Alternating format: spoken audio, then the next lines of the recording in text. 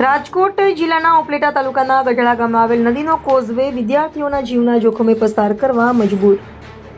છેલ્લા ઘણા સમયથી મોજ ડેમ ઓવરફ્લો થયો હોય અને ગઢડા ગામનો કોઝવે વરસાદી પાણીમાં ધોવાઈ ગયો હોય અને નવા કોઝવેનું કામ ગોકળગાયની ગતિએ ચાલુ કરવામાં આવી રહ્યું હોય.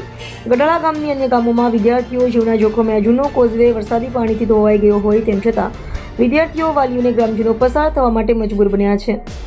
ગઢડા ગામના લોકોને પડતી મુશ્કેલીને લઈને લોકોમાં રોષ જોવા મળ્યો છે. રિપોર્ટર જગમાલ સુવા, ઉપલેટા.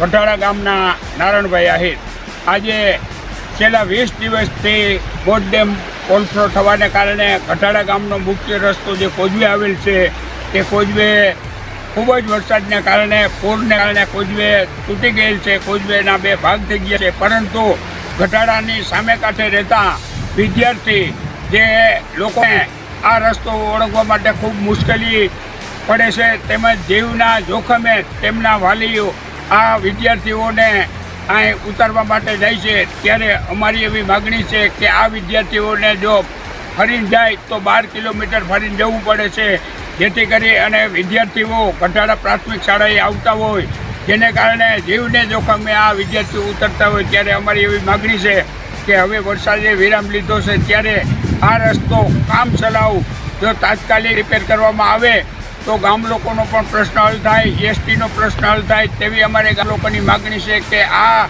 રસ્તો હવે તાત્કાલિક રિપેર થાય એવી અમારી ગામ લોકોની માગણી છે.